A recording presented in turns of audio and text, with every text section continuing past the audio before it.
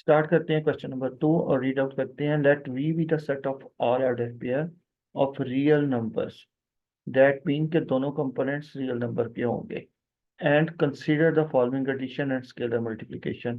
तो एडिशन में क्या कह रहा है कि जब कंपोनेंट और ऐड हो रहे हैं फर्स्ट कंपोनेंट तो देन अगेन ऐड कर दें एक वन, और इसी तरह से दूसरे कंपोनेंट को जब ऐड होंगे तो उसमें भी वन ऐड कर दें। यानी आपका जो हॉरिजेंटल एक्सिस है इसमें कंपोनेंट ऐड होने के बाद वन यूनिट शिफ्ट होगा in the direction of x axis, और इसी तरह से जो आपके पास y कंपोनेंट है यानी दूसरा कंपोनेंट है उसमें वो जब ऐड होंगे तो रिजल्टेंट में आपने एक यूनिट y एक्सिस की डायरेक्शन में शिफ्ट कर देना है।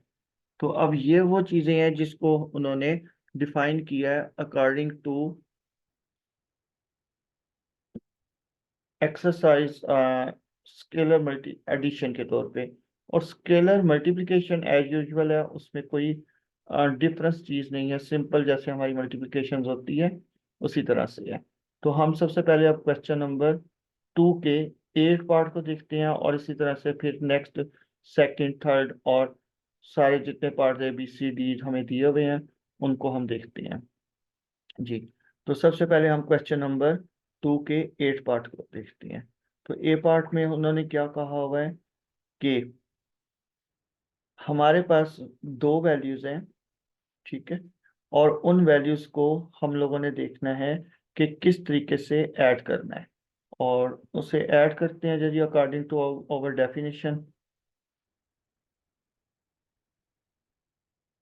वैल्यूज हमें क्या दी हुई हैं? वैल्यूज हमारे पास हैं, u गिवन है हमें 0 और 4 दिया हुआ है, और v गिवन है हमें 1 - 3, और स्केलर नंबर हमारे पास 2 है। तो सबसे पहले हम ऐड करते हैं। ऐड किया जनाब, 0 4 एंड 1 - 3 को ऐड किया। 0 में जब 1 ऐड किया तो हमारे पास क्या आ रहा है 1, और हमारे पास क्या आ रहा है 1, और अकॉर्डिंग टू डेफिनेशन वो क्या कहता है 1 मजीद ऐड कर दें, तो हमने 1 मजीद ऐड कर दिया। तो ये हमारे पास इतना रिजल्ट जो है वो देखिएगा क्या बनता है 2। सिमिलरली हमने क्या किया 4 + - 3 ऐड किया, 4 और -3, और अकॉर्डिंग टू डेफिनेशन क्या आ रहा है हमारे पास 1 है और ऐड कर रहे हैं। तो ये क्या आ गया 4 - 3 + 1 विच इज इक्वल टू 2। तो हमारे पास एडिशन क्या आ गया 2 और 2। अब हम चलते हैं अपनी मल्टीप्लिकेशन की तरफ। मल्टीप्लिकेशन में क्या कहता है कि जो रिजल्ट हमारे पास मौजूद है या सिंपल है उसी तरह से मल्टीप्लिकेशन करना है, ऑर्डिनरी मल्टीप्लिकेशन। तो हमने पहले 2 को 0 से मल्टीप्लाई किया और देन 2 को 4 से मल्टीप्लाई कर दिया। जब 2 को 0 से मल्टीप्लाई किया तो डेफिनेटली हमारे पास रिजल्ट क्या आ रहा है 0, और 2 को जब 4 से मल्टीप्लाई किया तो ये आंसर क्या आ गया 8। तो ये हमारे पास दोनों आंसर जो आ चुके हैं, ठीक है। अब हम आगे चलते हैं और इस चीज़ को नज़ीर देखते हैं कि नेक्स्ट पार्ट हमारे पास क्या है, और उसमें हम साबित करते हैं कि हमारा जो आंसर है वो ज़ीरो, इस सूरत में 0 0 नहीं है, बल्कि उस सूरत में ये कोई और आइडेंटिटी एलिमेंट हमारे पास आता है। तो इसको हम देखते हैं जी। तो इसको देखने के लिए अगेन हम अपनी कैलकुलेशंस को देखते हैं कि 0 0 is not an identity element. अब वो कैसे हमें पता चलेगा? हमारे पास डेफिनेशन के मुताबिक क्या होता है कि जब हम u में आइडेंटिटी एलिमेंट ऐड करें तो वो u आना चाहिए। तो हम देखते हैं कि क्या ऐसा पॉसिबल है। तो हम लोग जनाब क्या करते हैं, दो एलिमेंट्स, एक एलिमेंट्स लेते हैं u जिसके कंपोनेंट है u1 एंड u2, और 0 0 हम लोगों ने ले लिया जिसको हमने प्रूव करना है कि ये आइडेंटिटी एलिमेंट नहीं है। जब हम इसमें ऐड करते हैं u1 और u2 तो फर्स्ट कंपोनेंट में ऐड होगा, सेकंड कंपोनेंट में ऐड होगा। लेकिन डेफिनेशन क्या कह रही है, जब फर्स्ट कंपोनेंट में ऐड हो तो देन उसमें 1 मजीद ऐड कर दें। तो हम जनाब फर्स्ट कंपोनेंट u1 था, इसमें दूसरा कंपोनेंट 0 था, हमने 0 को ऐड किया और 1 साथ मजीद ऐड कर दिया तो रिजल्ट आ गया u1 + 1, और इसी तरह से u2 और 1। Which is not equal to u, क्योंकि आइडेंटिटी होती तो हर सूरत में यू आता, लेकिन ये इस सूरत में यू नहीं आ रहा, तो ये हमारे पास नॉट इक्वल टू यू आ गया। अगर यू के इक्वल नहीं आया तो इसका मतलब है ये एलिमेंट जो सा है ये आइडेंटिटी एलिमेंट नहीं है। तो ये हमारा प्रूफ हो गया कि which is not equal to the identity element.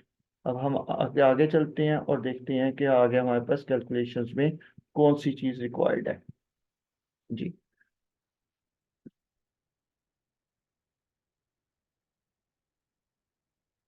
तो नेक्स्ट पार्ट में वो ये कहता है कि हमें प्रूव करना है कि हमारी आइडेंटिटी एलिमेंट 0 0 नहीं है, बल्कि आइडेंटिटी एलिमेंट -1 एंड -1 है। चेक करते हैं वाकई ही ये आइडेंटिटी एलिमेंट है कि नहीं। अगेन हमें ये साबित करना है u plus identity element is equal to u ही होना चाहिए। तो हम जनाब ये इस एलिमेंट्स को पकड़ते हैं यू को और इसमें ऐड करते हैं अपना आइडेंटिटी एलिमेंट। तो फार्मूले के मुताबिक या जो गिवन एडिशन है वो क्या है, first component add into the first component and then shift into one number. तो हमारे पास पहला एलिमेंट क्या है जी, u1 एंड u2। और इसी तरह से दूसरा एलिमेंट क्या है हमारे पास, u1 को जब हमने ऐड किया -1 में तो ये आ गया u1 प्लस -1, और ये हमारा वो वाला सम जो कि डेफिनेशन के मुताबिक आ रहा है। और इसी तरह से सेकंड कंपोनेंट इसमें ऐड किया -1, और जो हमारा ये 1 आ रहा है ये हमारी डेफिनेशन के मुताबिक आ रहा है। तो ये 1 और ये 1 माइनस कट गए, इसी तरह से ये -1 और ये 1 भी कट गए। तो हमारे पास रिजल्टेंट क्या आ गया, रिजल्टेंट हमारे पास आ गया सिर्फ u1 एंड u2।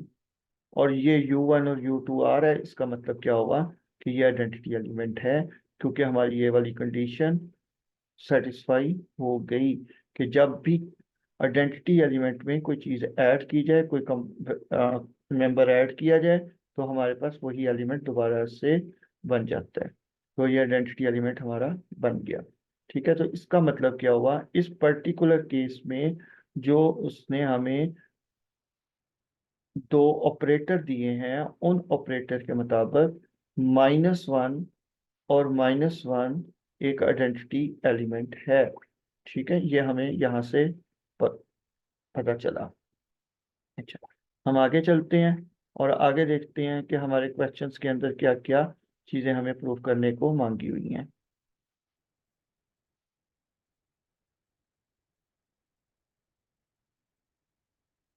अच्छा, इसी तरह से हमें मज़ीद आगे देखना है कि हमें नेक्स्ट जो सा प्रूफ में क्या मांगा हुआ है। अच्छा जी, नेक्स्ट प्रूफ में हमें ये कहा हुआ है कि आपने ये देखना है कि इसका -u जो सा है क्या वो एग्जिस्ट कर रहा है, यानी हर एलिमेंट्स का इनवर्स एलिमेंट भी एग्जिस्ट कर रहा है या नहीं कर रहा। तो हम क्या करते हैं, हम एक एलिमेंट u लेते हैं, u हमारे पास क्या है, u1 एंड u2। तो -u क्या होना चाहिए ये हम देखते हैं जनाब। तो -u क्या हमारे पास होगा कि अकॉर्डिंग टू डेफिनेशन u में -u ऐड करें तो हमारे पास रिजल्ट क्या आना चाहिए, रिजल्ट आना चाहिए आइडेंटिटी। मतलब क्या हुआ, मतलब ये हुआ कि जनाब u में यानी u1 एंड u2 में कोई ऐसा एलिमेंट ऐड करें, कंपोनेंट नंबर 1 c1 और कंपोनेंट नंबर C2 ऐड करें कि यहाँ पर हमारे पास आइडेंटिटी एलिमेंट आ जाए। ये हमें प्रूव करना है। इसका मतलब ये हुआ कि u1 plus first component +1 is equal to -1 आना चाहिए हमारे पास। ठीक है, ये हमारे पास पहला कंपोनेंट आना चाहिए। तो हम देखते हैं कि जनाब ये पहला कंपोनेंट आता है या नहीं आता। यानी दूसरे लफ्जों में हमें यहाँ से C1 फाइंड आउट करना है। तो C1 फाइंड आउट कैसे किया जा सकता है, लाजमी बात है u1 को दूसरी साइड पे ले जाएंगे, तो u1 और इसी तरह से 1 को भी दूसरी साइड पे ले जाएंगे। तो C1 इज इक्वल टू -1। ये वाला 1 जब इधर जा रहा है तो ये भी -1 हो जाएगा। इसी तरह से ये u1 जब उधर जा रहा है तो ये भी -u1 हो जाएगा। तो C1 हमारे पास क्या आ गया, C1 आ गया हमारे पास -U1 -2। तो इसी तरह से C2 भी हमारे पास यही आ जाएगा -U2 -2, जो कि इस सूरत में हमें यहाँ पर दिया हुआ है। तो इसका मतलब है कि कंपोनेंट अगर हमारे पास U है 1 है तो इसके लिए हमारे पास रिजल्ट आएगा -U1 -2, और अगर U2 है तो -U2 -U -2 आ जाएगा। ठीक है। तो अब हम लोग इसको चेक करें तो हमारे पास ये वाला यहाँ पर इसने कैलकुलेशन दी हुई है कि u प्लस माइनस यू को ऐड करते हैं। तो पहले u और माइनस यू जो अभी हम लोगों ने ड्राइव किया है, इसको चेक करते हैं कि क्या ये आइडेंटिटी एलिमेंट जनरेट कर रहा है या नहीं। तो u1 -u1 -2 +1, और ये हमारे फार्मूले के मुताबिक +1 आ गया, ये भी हमारे फार्मूले के मुताबिक +1 आ गया। तो सिंप्लीफाई करें तो ये हमारे पास -1 आइडेंटिटी एलिमेंट आ रहा है, that mean which is equal to 0। तो इसका मतलब हुआ कि हमने सिर्फ अब ये चेक करना है कि क्या ये वाला एलिमेंट ऑर्डर पेयर है और ये दो कंपोनेंट क्या रियल नंबर हैं। तो हम देख सकते हैं कि -u क्या था, एक रियल नंबर था, और इसी तरह से -u2 क्या था, एक रियल नंबर था। अगर इसमें -2 ऐड कर दें तो ये भी रियल नंबर ही होता है। ठीक है। और इसी तरह से अगर हम U2 में -2 ऐड कर दें तो ये भी रियल नंबर से बिलोंग करता है। तो दैट मीन कि ये दोनों रियल नंबर्स हैं। तो इस सूरत में ये वाला ऑर्डर पेयर हमारे गिवन सेट में मौजूद होगा। दैट मीन क्या हुआ, u every for all u belong to capital V there exist -u capital V. तो इसलिए हर एलिमेंट का आइडेंटिटी एलिमेंट भी एग्जिस्ट कर रहा होगा। तो ये जनाब हमने प्रूव कर दिया कि हर एलिमेंट का इनवर्स भी हमारे इस सेट में मौजूद है। ठीक है। तो हमारे पास identity element with respect to addition भी मौजूद है। हम आगे चलते हैं। इस तरह से हमारी पांचवी एक्सियम भी होल्ड कर गई। हम आगे चल के देखते हैं कि क्या हमारी छठी एक्सियम होल्ड करती है या नहीं करती। तो इसको हम देखने जा रहे हैं। अच्छा, छठी एक्सियम क्या होती है जनाब, कि कोई भी हमारे पास एक स्केलर और दो एलिमेंट्स फ्रॉम गिवन सेट, और उसके बाद हमने उनको इनफराद पहले दोनों को ऐड करना है और फिर के से मल्टीप्लाई करना है, यानी और इधर राइट साइड पे क्या है कि आपने दोनों कंपोनेंट्स को सेपरेटली मल्टीप्लाई करना है स्केलर से, और फिर दोनों एलिमेंट्स को आपस में ऐड कर देना है। तो इसके लिए हम सपोज करते हैं कि हमारे पास कोई भी वैल्यू है, जैसे यहाँ पर हमारे पास एक 2 और एक u और इसी तरह से एक v, ये हमने अज्यूम कर लिया है। हम अपनी डेफिनेशन के मुताबिक u प्लस v को ऐड करते हैं और आफ्टर डेट k से मल्टीप्लाई करते हैं जी। तो हमारे पास अकॉर्डिंग टू डेफिनेशन क्या होगा, फर्स्ट कंपोनेंट इसके फर्स्ट कंपोनेंट में ऐड होगा और देन 1 ऐड हो जाएगा अकॉर्डिंग टू डेफिनेशन। तो 2 को हमने जब -1 में ऐड किया और फिर 2 से मल्टीप्लाई किया तो आंसर हमारे पास क्या आ जाएगा, 2। यानी 2 -1 +1, तो वो ये 2 आ गया। इसी तरह से सेकंड कंपोनेंट सेकंड में ऐड हुआ तो 7 आ गया, और 7 के बाद एक एलिमेंट हमने ऐड किया क्योंकि गिवन डेफिनेशन में ये 1 ऐड करना है, तो ये हमारे पास क्या आ गया, 8।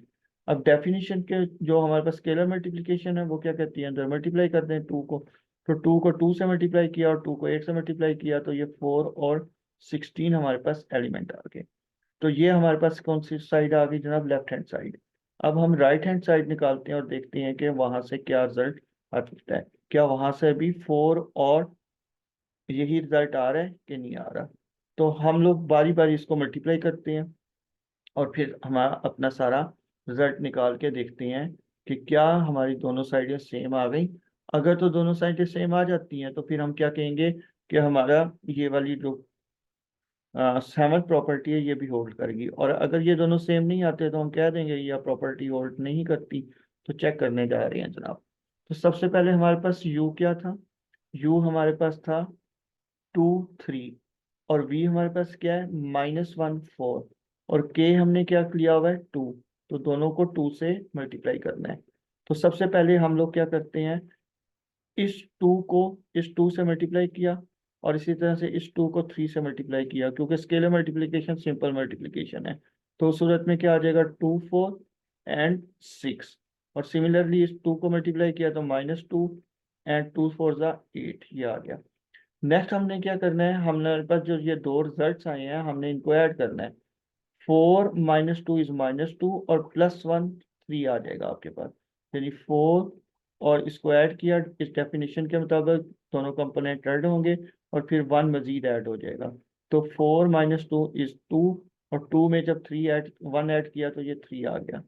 सिमिलरली 6 and 8 इज 14 और 14 में जब हमने 1 ऐड किया तो ये हमारे पास क्या आ गया, 15। तो ये हमारे पास क्या आ गई, राइट हैंड साइड। और ये हमारे पास क्या थी, लेफ्ट हैंड साइड। अब चेक कीजिएगा कि लेफ्ट हैंड साइड और राइट हैंड साइड दोनों आपस में इक्वल नहीं है। और अगर इक्वल नहीं है तो इसका मतलब क्या हुआ, इसका मतलब तो ये हुआ कि ये प्रॉपर्टी होल्ड नहीं कर रही। और अगर ये प्रॉपर्टी होल्ड नहीं कर रही तो इसका मतलब है कि ये वेक्टर स्पेस भी नहीं है, क्योंकि वेक्टर स्पेस तो उसी वक्त होगा जब हमारे पास सारी की सारी प्रॉपर्टी होल्ड कर जाए। और अगर एक प्रॉपर्टी भी मिस हो गई तो इसका मतलब है कि ये वेक्टर स्पेस नहीं रहा। ठीक हो गया। अच्छा, इसी तरह से आप बाकी प्रॉपर्टी भी देख लीजिएगा, और उन बाकी प्रॉपर्टीज को देखेंगे तो वो भी यकीनन होल्ड नहीं कर रही। प्रॉपर्टी नंबर 8 भी हमारे पास होल्ड नहीं कर रही।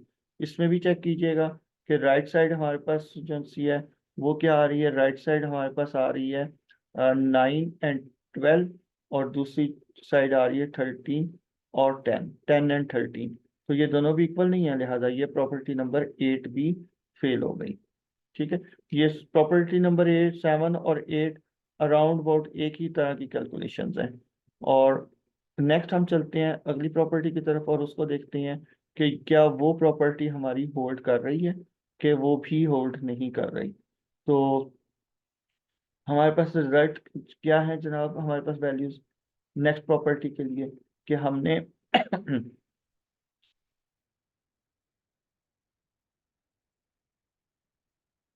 दो नंबर लिए k and m और इसको u से मल्टीप्लाई किया, और देन फिर हमने क्या किया दूसरे में k और mu ये देखे।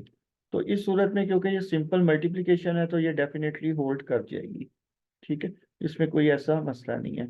और आखिरी प्रॉपर्टी ये भी होल्ड कर जाएगी, क्योंकि 1 को जब हमने मल्टीप्लाई करना है तो वो सिंपल है, हमारे पास है कि जब हमने u1 and u2 को 1 से मल्टीप्लाई करना है तो ये मल्टीप्लिकेशन सिंपल है। तो इस सूरत में आपके पास u1 and u2 ही आ जाएगा, और इस केस के अंदर भी हमारे पास ये होल्ड कर गई। इसका मतलब है कि हमारे पास जो नहीं होल्ड कर रही वो सिर्फ 7 प्रॉपर्टी और 8 प्रॉपर्टी, ये दोनों होल्ड नहीं कर रही। और अगर ये दोनों होल्ड नहीं कर रही तो इसका मतलब क्या हुआ, इसका मतलब है कि ये वेक्टर स्पेस नहीं है। ठीक है, तो